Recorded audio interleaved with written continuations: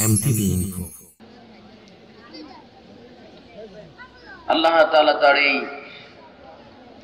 কোরআনের পাগলকে কোরআনের জন্য দীর্ঘ হায়াত দান করুন, আমরা বলি আমিন। আমার পিতৃতুল্য সম্মানিত মুরব্বিয়ানে কেরাম, মাথার তাজ, এ জাতির পরীক্ষিত শ্রেষ্ঠ সন্তান সম্মানিত উলামায়ে কেরাম,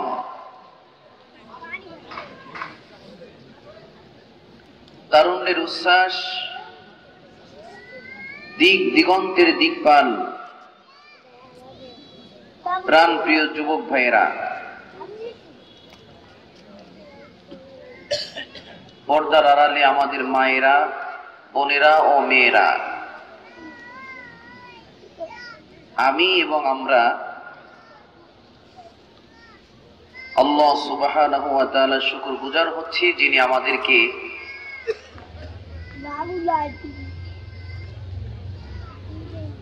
এই রাতে কোরআনের কাছে আসার তৌফিক দিয়েছেন,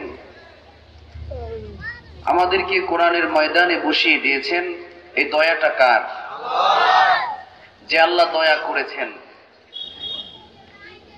সেই আল্লাহ সুবহানাহু ওয়া তাআলার শেখানো ভাষায় সকলে শুকরিয়া জ্ঞাপন করছি। সকলে পড়ে নিচ্ছি আলহামদুলিল্লাহ।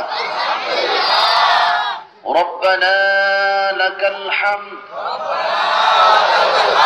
হামদান কাসীরান طيبا مباركا فيه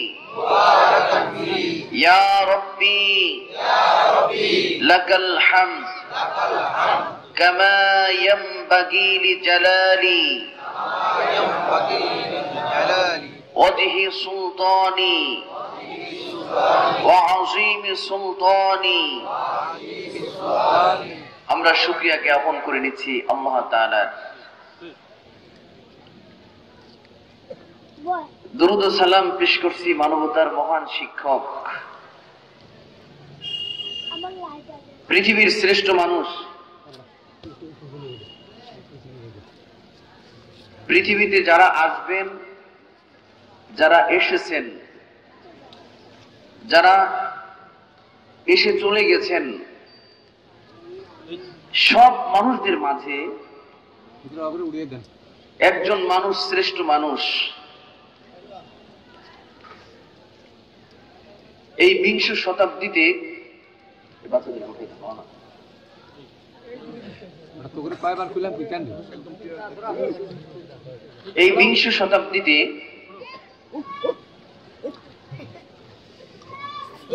একজন ব্যক্তি মাইকেল এইডস হার্ট,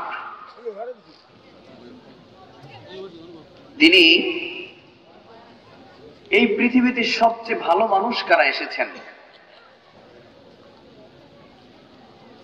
এই পৃথিবীতে সবচেয়ে অল সাকসেসফুল, সব বিষয়ে যিনি সর্বোচ্চ ভালোর মানদণ্ডে পৃথিবীর শ্রেষ্ঠ মানুষ, এরকম মানুষ পৃথিবীতে কে এসেছেন?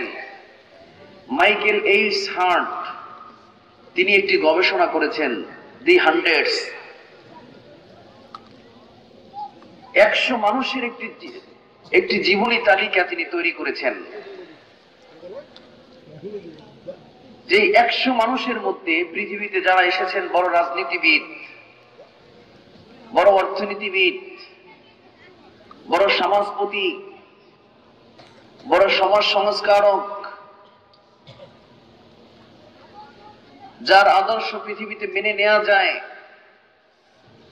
এরকম 100 মানুষের জীবনী একটি তালিকা তিনি তৈরি করেছেন। এই তালিকায় তিনি প্রথম নামটা কার দিবেন এই চিন্তা করে তিনি লিখলেন যে পৃথিবীতে সবচেয়ে শ্রেষ্ঠ মানুষ হচ্ছেন একজন, তিনি দি প্রফেট অফ মুহাম্মদ সাল্লাল্লাহু আলাইহি ওয়াসাল্লাম। তিনি তার নামটা প্রথমে লিখে দিলেন। তো আমেরিকার ইহুদি খ্রিস্টান সাংবাদিকরা তাকে প্রশ্ন করলেন যে মাইকেল হার্টস, তুমি আর কোনো মানুষ পেলে না তুমি ইসলামের নবী, মুসলমানদের নবী মুহাম্মাদের নামটা কেন আগে লেখলে? তুমি কি পাগল হয়েছ? তখন মাইকেল এইস হার্ট বললেন, দেখো পৃথিবীবাসী, আসলে আমি পাগল হইনি, যার জন্য গোটা পৃথিবী পাগল হয়েছে তিনি হচ্ছেন মুহাম্মদুর রাসূলুল্লাহ সাল্লাল্লাহু আলাইহি ওয়াসাল্লাম। তার সংস্পর্শে যারা এসেছেন, তাকে যারা মেনে নিয়েছেন, ওই সমাজেরই মানুষ, যেই সমাজকে বলা হতো ইজ অব ইগনোরেন্স, আইয়ামে জাহিলিয়া, অজ্ঞতার যুগ, কুসংস্কারাচ্ছন্ন সমাজ, শারীরিক দৈবিক চাহিদা মেটানোর জন্য একজন নারী প্রয়োজন ছিল।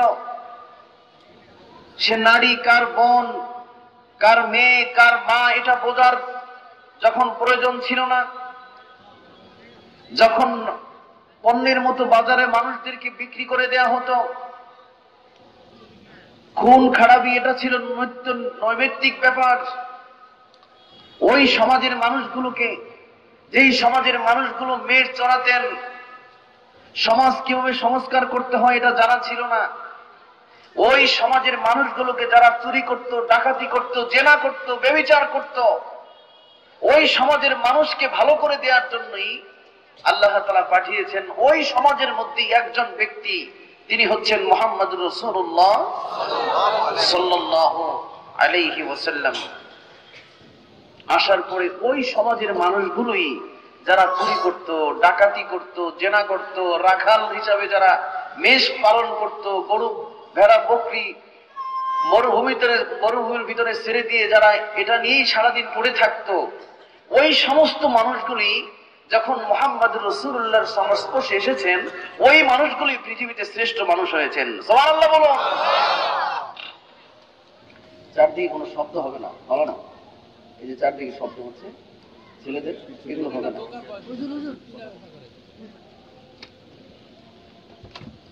সম্মানিত দ্বীনি ভাই, আমরা সেই বিশ্ব নবী, নবীদের নবী, আখিরি নবী মুহাম্মদুর রাসূলুল্লাহ সাল্লাল্লাহু আলাইহি ওয়াসাল্লামের উম্মত। আমাদের সামনেও ঠিক একটি জীবন্ত মুজিজা, জীবন্ত মুহাম্মদুর রাসূলুল্লাহ সাল্লাল্লাহু আলাইহি ওয়াসাল্লাম, জীবন্ত মুজিজা, জীবন্ত কোরআন আমাদের সামনে এসেছে। এর দ্বারা ভালো হওয়ার সুযোগ আছে। আল্লাহ তাআলা আমাদেরকে ভালো হিসাবে কবুল করুন, ভালো মানুষ হিসাবে কবুল করুন, আমরা বলি আমিন। আল্লাহ তাআলা বলছেন, ওয়াসারিউ ইলা মাগফিরাতিম মির রাব্বিকুম, যে পৃথিবীর মানুষ, ওয়াসারিউ, তোমরা দ্রুত চলে আসো, দৌড়ে চলে আসো, দ্রুত দৌড়ে আল্লাহর ক্ষমার দিকে, মাগফিরাতিম মির রাব্বিকুম, তোমার রবের ক্ষমার দিকে ফিরে আসো, দৌড়ে চলে আসো, দৌড়াও তোমার রবের ক্ষমার দিকে। ইলা মাগফিরাতিম মির রাব্বিকুম, তোমার রব যদি তোমাদেরকে ক্ষমা করেন, তোমার রব যদি তোমাদেরকে মাফ করে দেন, তাহলে তোমার রব তোমাদের জন্য রেখেছেন ওয়া জান্নাতিন আরদুহাস সামাওয়াতি ওয়াল আরদ। তোমাকে যদি তোমার রব, তোমার প্রভু তোমাকে যদি ক্ষমা করে দেন, তাহলে তোমাদের জন্য একটা জান্নাত রেখেছেন, যেই জান্নাতের দূরত্ব হচ্ছে আসমান জমিনের চেয়ে অনেক বড়। সুবহানাল্লাহ। বাড়িতে গিয়া উইদ্দাত লিল মুত্তাকিন, আমি মূলত আল্লাহ বলছেন, আমি এই জান্নাত প্রস্তুত করে রেখেছি, এই জান্নাত তৈরি করে রেখেছি, এই জান্নাত বানিয়ে রেখেছি ওই সমস্ত মানুষের জন্য, উইদ্দাত লিল মুত্তাকিন, যারা পরহেজগার। মুত্তাকিন ফার্সিতে বলা হয় পরহেজগার, আরবিতে বলা হয় মুত্তাকিন, বাংলায় বলা হয় ভালো মানুষ। কি মানুষ? পিছনের ভাইরা কি বলেন? ভালো মানুষ। তাহলে আমরা এর দ্বারা বুঝি, ভালো ছাড়া, ভালো মানুষ ছাড়া জান্নাতে যাওয়ার আপাতত কোনো সুযোগ নাই। ক্লিয়ার? রাসূল সাল্লাল্লাহু আলাইহি ওয়াসাল্লাম বলেছেন, আ'আদাতু লিইবাদিয়াস সালিহিন, আমি আমার নেককার মানুষের জন্য হাদিসে কুদসি আল্লাহ তাআলা বলছেন, আ'আদাতু লি'ইবাদিয়াস সালিহিন, আমি আমার ভালো মানুষের জন্য, নেককার মানুষের জন্য, সালেহ বান্দাদের জন্য এমন কিছু তৈরি করে রেখেছি, মা রাআ আইনুন, যা তার চোখ কখনো দেখেনি। চোখ দেখেছে, এই চোখ দিয়ে দেখেছি আমরা চরফেশনের জ্যাকব টাওয়ার, দেখেছেন না অনেকে? এখান থেকেই শুরু করি, আপনাদের বলা থেকে। আল্লাহর হাবিব বলেন, মা রাআইতু মা রাআ আইনুন, আমি আমার ভালো মানুষের জন্য, মুত্তাকিন মানুষের জন্য, পরহেজগার মানুষের জন্য এমন কিছু তৈরি করে রেখেছি যা যার চোখ দেখে নাই। চোখ দেখেছে চরফেশনের জ্যাকব টাওয়ার, দেখেছি ইরানের সেই বিখ্যাত শহর, দেখেছে ইরাকের বেবিলনের ঘন্টা, দেখেছে মিশরের পিরামিড, দেখেছে ফ্যাক্স মেশিন, দেখেছে মোবাইল, দেখেছে কম্পিউটার, ইন্টারনেট। এরপরেও আল্লাহ রাব্বুল আলামিন বলেন, মা রাআ আইনুন, ও পৃথিবীর মানুষ, আমি ভালো মানুষের জন্য এমন কিছু প্রস্তুত করে রেখেছি যা মানুষ চোখে দেখেনি। তাহলে এক নম্বর, খুব ঠান্ডা মাথায় শুনতে হবে, ঠান্ডা মাথায় কথা বলি, আপনারাও ঠিক ঠান্ডা মাথায় শুনবেন, আর কোনো ডিস্টার্ব হবে না। আমি কোনো ডিস্টার্ব হলে কথা বলতে পারি না, এটা আমার একটা অভ্যাস। এজন্য কোনো বাচ্চারা যেন কোনো ডিস্টার্ব না করে, আমি তাফসীর কর্তৃপক্ষকে এই বিষয়টা দেখার অনুরোধ করছি। তাহলে এক নম্বর যে বিষয়টা পেয়েছি সেটা হচ্ছে ভালো মানুষ। কি মানুষ?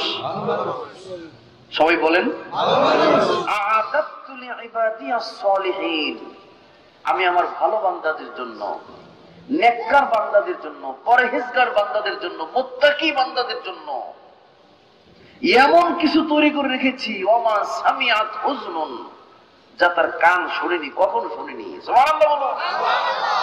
কান অনেক কিছু শুনেছে, কান শুনেছে দৈত্য রাজার কাহিনী, কান শুনেছে আলিফ লায়লার গল্প, কান শুনেছে আরব রজনীর ইতিহাস। এরপরেও আল্লাহ তাআলা বলছেন হাদিসে কুদসি যে আমি আমার ভালো বান্দাদের জন্য, কাদের জন্য? সবাই বলুন, আমি আমার ভালো বান্দাদের জন্য এমন কিছু তৈরি করে রেখেছি যা তার কান কখনোই শুনে নাই। ওমা কলবি সাতারাল বাশার, আমি এমন কিছু তৈরি রেখেছি ওই সমস্ত পিওর মানুষের জন্য যা তার অন্তর কোনদিন চিন্তা করতে পারেনি। সুবহানাল্লাহ। মন তো অনেক কিছু চিন্তা করে, মন চিন্তা করে এই শহরে বড় একটা বাড়ি হোক, মন চিন্তা করে হাজার হাজার কোটি টাকার মালিক হই, মালিক হওয়ার জন্য কার পকেট চুরি করবো, কার রাস্তা খামো, কার ঘাট খামো, কার কি চুরি করবো, এটা বিষয় না, অনেক টাকার মালিক হওয়া লাগবে, এই স্বপ্ন দেখি না অনেক সময়। টাকা কিভাবে কামাই করব, কিভাবে রুজি করবো, এটা দেখার বিষয় না, আমার টাকা লাগবে, এই চিন্তা আমাদের মাথার মধ্যে আছে না? রাসূল সাল্লাল্লাহু আলাইহি ওয়াসাল্লাম বলছেন, আমি এমন কিছু তৈরি করে রেখেছি, এমন কিছুই বানিয়ে রেখেছি, ওয়াসারিউ ইলা মাগফিরা, পৃথিবীর মানুষ তোমাদের কি হয়েছে, তোমাদের কি হয়েছে, তোমরা কেন ক্ষমার দিকে দৌড়াও না, কেন ছুটে এসছো না? ওমা কলবি সাতারাল বাশার, আমি আল্লাহ তো ভালো মানুষের জন্যই জান্নাত প্রস্তুত করে রেখেছি, এমন কিছু তৈরি করে রেখেছি যা তার মন, যা তার অন্তর কখনোই চিন্তা করেনি। তাহলে তিনটা বিষয় আমরা এখানে পাই। এক, চোখ কোনোদিন দেখেনি, চোখ কোনোদিন দেখেনি। দুই, কান কোনোদিন শোনেনি। তিন, অন্তর কোনোদিন চিন্তা করেনি। এমন জান্নাত প্রস্তুত করে আল্লাহ তাআলা রেখেছেন কাদের জন্য? আমাদের জন্য না, আমাদের জন্য না, ভালো মানুষের জন্য। কাদের জন্য? এখন ভালো মানুষের কাতারে যদি আমরা পড়ি তাহলে আমরা পেয়ে যাব। কথা সংক্ষেপ নাকি সাহেব? আমার কথা কি বুঝতে অসুবিধা হয়? যদি ভালো মানুষের কাতারে আমরা পড়ি তাহলে ওই জান্নাত আমরাই পাবো। সুবহানাল্লাহ বলুন। এখন আসুন, you should know one question your nafs, নিজেকে প্রশ্ন করুন। কাকে? ভালো করে বলুন, কাকে? নিজেকে, যে আসলে আমি কি ভালো মানুষ? খারাপ মানুষ? ওয়াজ বেশি দরকার নাই, জায়গা মতো নক করতে হবে। কোথায়? জায়গা মতো। চুলকায় পায়ের নিচে, আমি যদি মাথার কাছে হাত নিয়ে চুলকাই তাহলে কি চুলকানির কোনো আরাম পাওয়া যাবে? 7 দিন ব্যাপী তাফসীর মাহফিল, এই 11 বছর হয়েছে। 11 বছর যাবৎ তাফসীর মাহফিল শুনেন, এদিক সেদিক এখানে সেখানে বহু তাফসীর মাহফিল আপনারা যান, একই শ্রোতা ঘুরে ফিরে প্রত্যেক ময়দানে আপনারাই যান, ঠিক কিনা বলুন? নিজেকে প্রশ্ন করুন যে আসলে আমি কি ভালো মানুষ? আমার দ্বারা কি বাজারের কোনো ক্ষতি হচ্ছে? আমি কি কোন বাজারের কোন কাস্টমারকে, আমি দোকানদার, এই বাজারে ব্যবসা করি, আমার দ্বারা কোনো কাস্টমার প্রতারিত হচ্ছে কিনা? আমি কোনো মালে ভেজাল দিচ্ছি কিনা? আমি দুধে পানি মিশাচ্ছি কিনা? আমি মরিচের গুঁড়ির সাথে ইটের গুঁড়ি মিশাচ্ছি কিনা? আমি কারো জমি জায়গা ঠকিয়েছি কিনা? আমি আমার জীবনে কোনো মানুষকে কষ্ট দিয়েছি কিনা? যদি এইগুলো হয়ে থাকে তাহলে আপনি ভালো মানুষ না। ক্লিয়ার? এখন চিন্তা করুন, আপনি আজকের কথাই ধরি, আপনি তো এখন এসেছেন মাহফিলে, তাফসীর মাহফিল না গেলে কেমন দেখায়, সবাই যায়, এই জন্য আপনি এসেছেন। আজকের কথাই বলি, আপনাদেরকে হাত উঠাতে বলবো না। আজকে ফজরের নামাজ পড়ছেন কে কে? পড়ছেন কে কে? দেখি পড়ছেন কে কে? মাশাআল্লাহ, হাত নামান। তাহলে এখানে দুইটা পার্থক্য হয়ে গেল। পার্থক্য হয়েছে না?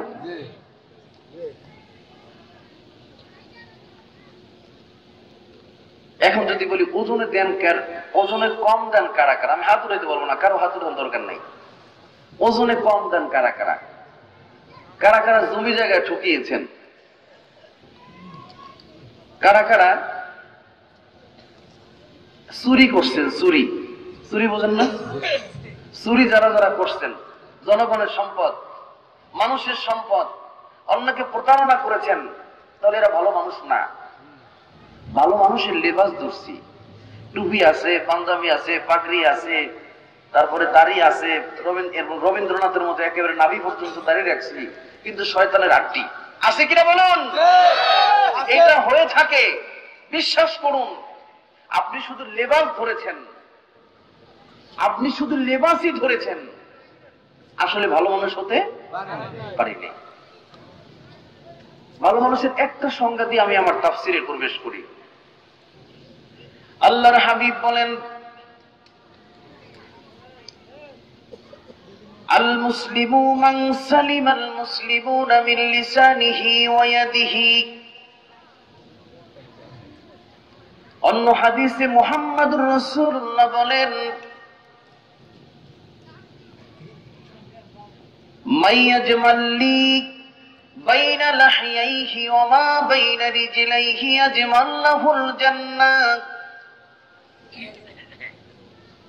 আল মুসলিমু মান সালিমাল মুসলিমুনা, মুসলিম ওই ব্যক্তি, ভালো মানুষ ওই ব্যক্তি, জান্নাতি ওই ব্যক্তি, ওই ব্যক্তির জন্য আমি আল্লাহ জান্নাত তৈরি করে রেখেছি।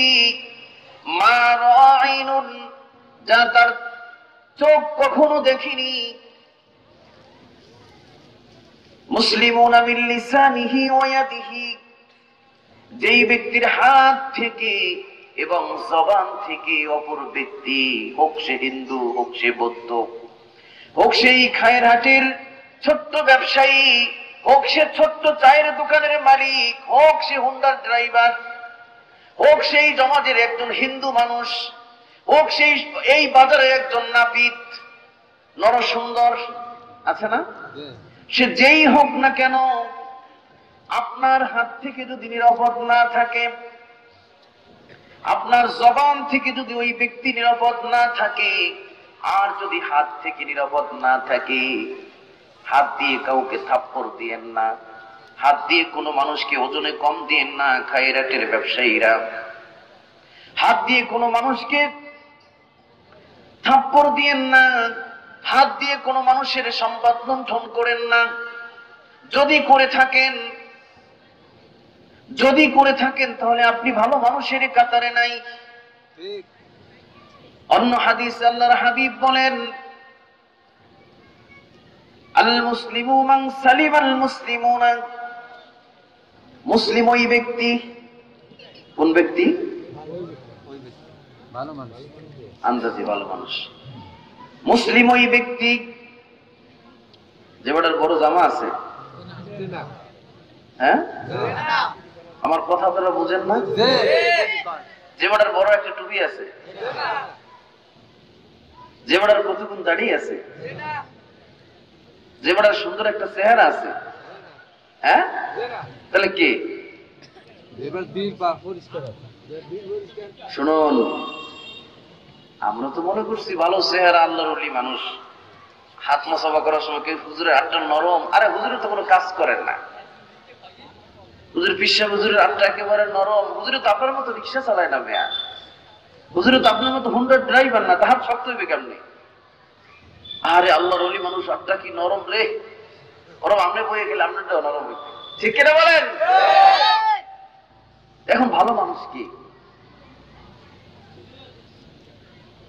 বেশি দাড়ি থাকলে ভালো মানুষের পরিচয় না, আগে বুঝুন। বড় টুপি থাকলে ভালো মানুষের কথা বলেন না কেন? বড় একটা পাঞ্জাবি থাকলে ভালো মানুষের, আপনারা কথা বুঝেন না? বড় একটা মেসওয়াক নিয়ে ঘুরলে ভালো মানুষের, এক প্লেটে খাবার খাইলে ভাগ করিলে ভালো মানুষের পরিচয়, বড় একটা মেসওয়াক নিয়ে দাঁত মাজলে ভালো মানুষের পরিচয়। তাহলে ভালো মানুষ কে? What is your pure man? Pure man কি তাহলে? ভালো মানুষ কে? ভালো মানুষ ওই ব্যক্তি ভালো মানুষ। মাইয়াজমাল লি বাইনা লাহইহি ওয়া মা বাইনা রিজলাইহি আজমাল্লাহুল জান্নাহ। আল মুসলিমু মান সালিমাল মুসলিমুনা বিল লিসানিহি ওয়া ইয়াদিহি। যে আমি মুহাম্মদুর রাসূলুল্লাহ তার জান্নাতের জামিনদার হয়ে থাকলাম, গ্যারান্টি দিয়ে রাখলাম, যে ব্যক্তি দুইটা জিনিসের জিম্মাদারি দিতে পারবে। কয়টা জিনিস? দুইটা। এক, জবান। দুই, লজ্জা স্থান। এই দুইটা জিনিসের যে জিম্মাদারি দিতে পারবে, আমি মুহাম্মদুর রাসূলুল্লাহ তার জান্নাতের গ্যারান্টি দিয়ে রাখলাম। তাহলে ভালো মানুষের সংজ্ঞা পাইলাম কি? খায়রুন নাস মান ইয়ানফাউন নাস। ভালো মানুষ ওই ব্যক্তি, কল্যাণকামী মানুষ ওই ব্যক্তি, জান্নাতি মানুষ ওই ব্যক্তি, ওই ব্যক্তির জন্য জান্নাত প্রস্তুত করে রেখেছে যিনি মানুষের কল্যাণে কাজ করেন, মানুষের সামনে ভালো, মানুষ তাকে ভালো বলছে। ডরের সুরে সালাম দিচ্ছেন এটা না, আমরা তো ডরের সুরে নির্বাচনের সময় সালাম আলকে দিই সবাই, ঠিক না? সালাম আলাইকুম, সালাম আলাইকুম, সালাম আলাইকুম। না, 8টা দরজা, জান্নাতটির নাম হচ্ছে রাইয়ান। এই জান্নাত দিয়ে 8 শ্রেণীর ব্যক্তিরা 8টি দরজা দিয়ে প্রবেশ করবে। এরপরে ওই দরজা লাগিয়ে দেওয়া হবে, এরপরে আর কোনো ব্যক্তিকে প্রবেশ করতে দেওয়া হবে না। এক দরজা দিয়ে প্রবেশ করবে যারা তাফসীরে এসেছে, কোরআন যাদেরকে পাগল করেছে, তারা এক দরজা দিয়ে প্রবেশ করবে। আর এক দরজা দিয়ে প্রবেশ করবে যারা দান করেছে, আর এক দরজা দিয়ে প্রবেশ করবে যারা এই তাফসীরের জন্য দান করেছে, আর এক দরজা দিয়ে প্রবেশ করবে যারা জামাতের সাথে সালাত আদায় করেছে, আরেকটি দরজা দিয়ে প্রবেশ করবে যারা যাকাত দিয়েছে, আরেকটি দরজা দিয়ে প্রবেশ করবে যারা রমাদানুল কারীমের সাওয়াম পালন করেছে, সিয়াম পালন করেছে। এইভাবে করে 8 শ্রেণীর মানুষ 8টা দরজা দিয়ে প্রবেশ করবে। আমার কথা কি শুনতে পাচ্ছেন? রাসূল সাল্লাল্লাহু আলাইহি ওয়াসাল্লামের এই কথা শোনার পরে আবু বকর রাদিয়াল্লাহু তাআলা আনহু বললেন, ইয়া রাসূলুল্লাহ, কিয়ামতের মাঠে এমন কি কেউ থাকবে যাদেরকে প্রত্যেক দরজা দিয়ে ডাকবে? আল্লাহু আকবার বলবেন না? যে ৮ শ্রেণীর মানুষ ৮টা দরজা দিয়ে প্রবেশ করবে। ৮ শ্রেণীর মানুষ ৮টা দরজা দিয়ে প্রবেশ করবে। কিন্তু ইয়া রাসূলুল্লাহ, এমন কেউ থাকবে কি যাকে প্রত্যেক দরজায় ডাকে যে আসেন ভাই আসেন, আসেন আপনি এই দরজা দিয়ে আসেন, আরে আসেন আপনার জন্য তো অপেক্ষা করছি, আপনি এই দরজা দিয়ে আসেন, আরে আপনি কোথায়, আপনার জন্য তো বসে আছে, এই দরজা দিয়ে আসেন, আরে আসেন আসেন আসেন এখান দিয়ে আসেন, আর এখান দিয়ে আসেন। এরকম কি কেউ থাকবে যাকে প্রত্যেক দরজায় আহ্বান করবে? প্রত্যেক দরজায় ধন্য হবে যে ওই ব্যক্তিকে যদি প্রবেশ করাতে পারতাম আমার দরজা দিয়ে। তখন রাসূল সাল্লাল্লাহু আলাইহি ওয়াসাল্লাম বললেন যে হ্যাঁ আবু বকর থাকবে, আর যিনি থাকবে সে হলেন আপনি আপনি আপনি। সুবহানাল্লাহ বলুন। আবু বকর কত ভালো মানুষ, যাকে প্রত্যেক দরজা দিয়ে ডাকবে, জান্নাতের প্রত্যেক দরজায় অপেক্ষা করবে। আমরাও ঠিক আবু বকরের উত্তরসূরি নাকি? আমরাও ঠিক ওমরের উত্তরসূরি, আমরাও ঠিক হযরত বেলালের উত্তরসূরি। তারা কি ভালো মানুষ ছিল না? আমরা যদি ভালো না হতে পারি তাহলে আমাদের পক্ষে জান্নাতে যাওয়া সম্ভব না। রাসূল সাল্লাল্লাহু আলাইহি ওয়াসাল্লামের সামনে 2 শ্রেণীর মানুষ সরাসরি আল্লাহর হাবিবের জবান থেকে কথা শুনতেন। কয় শ্রেণীর? 2 শ্রেণীর সরাসরি শুনতেন। এক শ্রেণীর মানুষ কথা শুনতেন, কথা শুনে তারা বলতেন যে ক্বালু সামি'না, আমরা শুনেছি, ওয়া আসাইনা, আমরা শুনেছি কিন্তু মানব না, শুনেছি কিন্তু মানব না। মাজলিসের বাইরে গিয়ে তারা বলতেন যে আমরা মুহাম্মদ রাসূলুল্লাহর কথা শুনেছি, খুব দামি কথা, খুব ভালো কথা, কিন্তু আমরা ওয়া আসাইনা, আমরা মানব না। এই ছিল এক দল। পাশাপাশি আরেক দল শ্রোতা ছিল যারা বলতো ক্বালু সামি'না, আমরা শুনেছি, আতা'না, আজকে থেকেই মানব, গুফরানাকা রাব্বানা ওয়া ইলাইকাল মাসির, যে আল্লাহ আমি না জানার কারণে গুনাহ করে ফেলেছি, গুফরানাকা, আমাদের পিছনের সব গুনাহ মাফ করে দাও, ওয়া ইলাইকাল মাসির, তোমার কাছেই প্রত্যাবর্তিত হতে হবে, তোমার কাছেই ফিরে যেতে হবে, সুতরাং আমাদেরকে মাফ করে দাও। সম্মানিত দ্বীনি ভাই, একদল মানুষ শুনে মানার শপথ করত, আর একদল মানুষ শুনে আল্লাহর হাবিবের জবান থেকে কথা শুনে না মানার শপথ করত। এখন প্রশ্ন হচ্ছে আমরা কোন দলে, মানার দলে না না মানার দলে? একেবারে সহজ কথা, সুর সার পরে দেই, সুর দেওয়া যাবে, অসুবিধা নাই, কিন্তু নিজেকে আগে একটু মোটিভাই করে নেই, নিজেকে একটু ইসলাহ করে নেই, নিজেকে একটু অ্যাক্টিভিটি করে নেই। 2 শ্রেণীর মানুষ সরাসরি কথা শুনতেন, এক শ্রেণীর মানুষ শুনে বাহিরে গিয়ে বলতো আসই না, আমরা মানি না। আল্লাহি বলুন, আল্লাহর হাবিবের জবানের কথা খুব মধুর, খুব মিষ্টি, খুব মজা, কিন্তু আসই না, আমরা মানব না, আমরা মানব না। একদল না মানার শপথ করত, আর একদল মানার শপথ করত। যারা মানার শপথ করেছে, যারা মানার শপথ করেছে তারা হচ্ছে আবু বকরের দল, ওমরের দল, ওসমান, তালহা, হযরত আবু হুরায়রা রাদিয়াল্লাহু আনহুম, এই দল। আর এক দল হচ্ছে যারা না মানার শপথ করেছে, তারা হচ্ছে আবু জাহাল, উতবা, শাইবা, ওয়ালিদ ইবনুল মুগীরার দল। সম্মানিত খায়রহাটবাসী, এখন আমরা তাহলে কোন দলে থাকবো, মানার দলে না না মানার দলে? আবু বকরের দলে না আবু জাহেলের দলে? তাহলে আমরা শপথ করে নিই, আল্লাহ যা কিছু শুনবো মানার তৌফিক দাও, আমিন। এবার আসুন, তাহলে আমরা মানার দলে থাকতে চাই। তাহলে শুরুতেই যে আজকে তাফসীরের যে শিক্ষা, সেটা হচ্ছে ভালো মানুষ। কি মানুষ? ভালো মানুষ ছাড়া জান্নাত পাওয়া সম্ভব। এখন চিন্তা করতে হবে যে আমি কতটুকু ভালো মানুষ। আমরাও ঠিক একজন ভালো মানুষের কথা শুনতে শুনতে আজকে বিদায় নেব ইনশাআল্লাহ। সময়টা হচ্ছে 8ম হিজরি, 20 রমজান। রাসূল সাল্লাল্লাহু আলাইহি ওয়াসাল্লাম মক্কা থেকে কাফেরদের নির্যাতনের কারণে, কাফেরদের অত্যাচারের কারণে বাড়িঘর ছাড়া হয়েছে। এরকম হাজার হাজার সাহাবায়ে কেরাম রাসূল সাল্লাল্লাহু আলাইহি ওয়াসাল্লাম সহ, হযরত খাদিজা রাদিয়াল্লাহু আনহা সহ হাজার হাজার মানুষ শুধুমাত্র দ্বীনকে টিকিয়ে রাখার কারণে, ইসলামকে টিকিয়ে রাখার কারণে, এক আল্লাহকে মানার কারণে, শুধুমাত্র রবকে মেনে নেয়ার কারণে, কাকে? রবকে, আল্লাহকে মেনে নেয়ার কারণে তারপরও তারা আতাত করেননি জালেমদের সাথে, জুলুমবাজের সাথে, নাস্তিকদের সাথে, কাফেরদের সাথে, বেঈমানের সাথে। কখনোই আতাত পৃথিবীর কোন মানুষ কোন কালি কারো সাথে আতাত করে, বাতিল পন্থীদের সাথে আতাত করে চলে নাই। ঠিক কিনা বলুন? আতাত করেছেন, ম্যানেজ করেছেন একজনকে। তিনি কে? আল্লাহ। ভালো করে বলুন, তিনি কে? আল্লাহ। ম্যানেজ করতে হবে আল্লাহকে।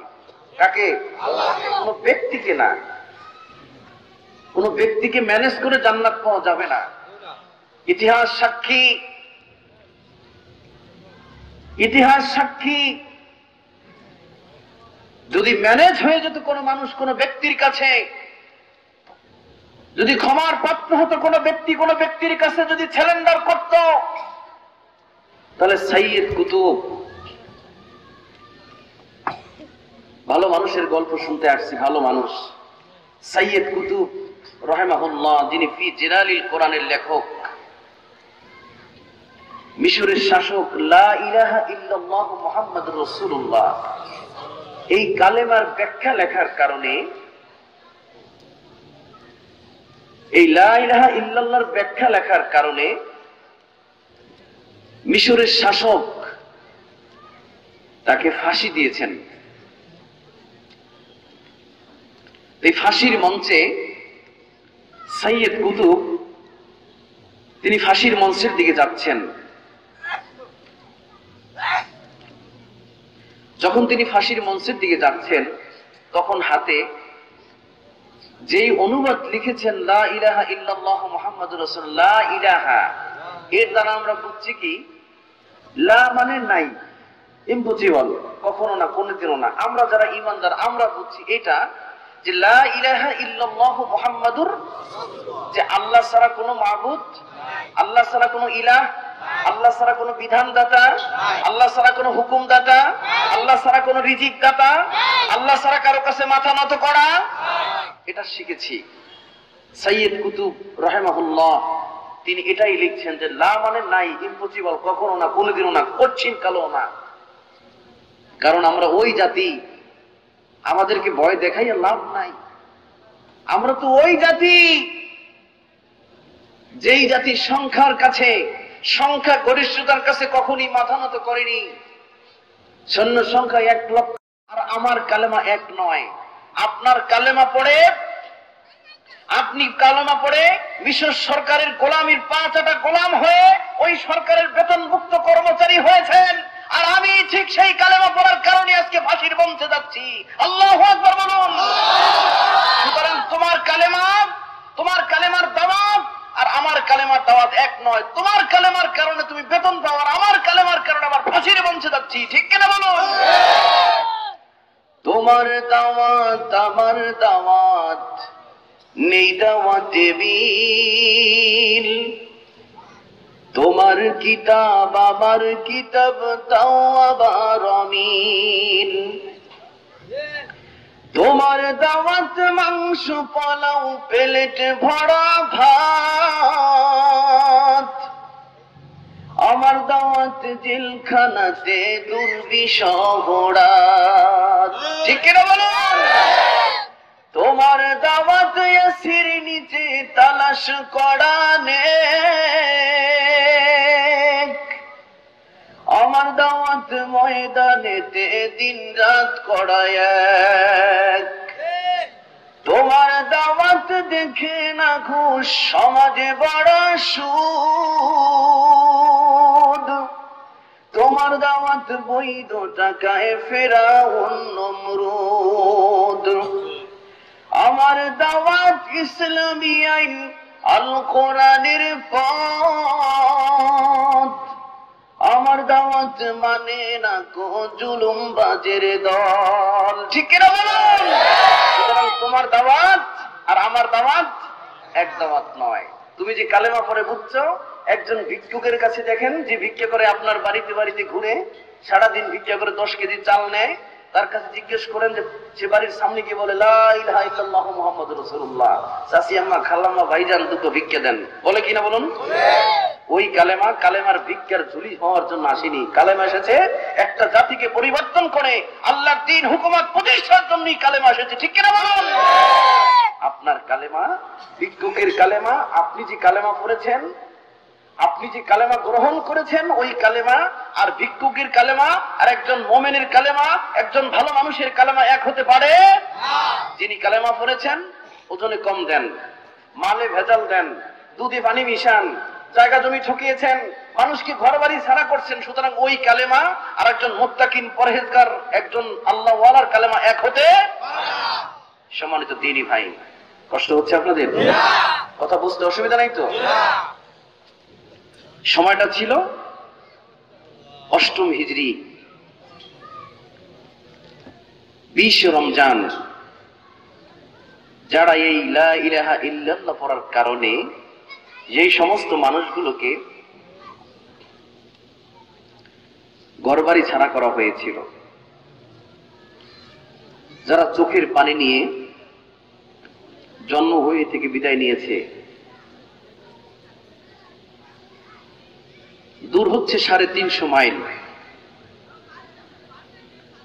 মক্কার থেকে মদিনায় হিজরত করতে হয়েছে, ঘরবাড়ি ছাড়া করতে হয়েছে। ঘর বাড়িগুলো, খেজুরের বাগানগুলো একদল জালেম মানুষ দখল করেছে। টিকতে না পেরে রাতের আধারে মুহাম্মদুর রাসূলুল্লাহ হিজরত করেছেন।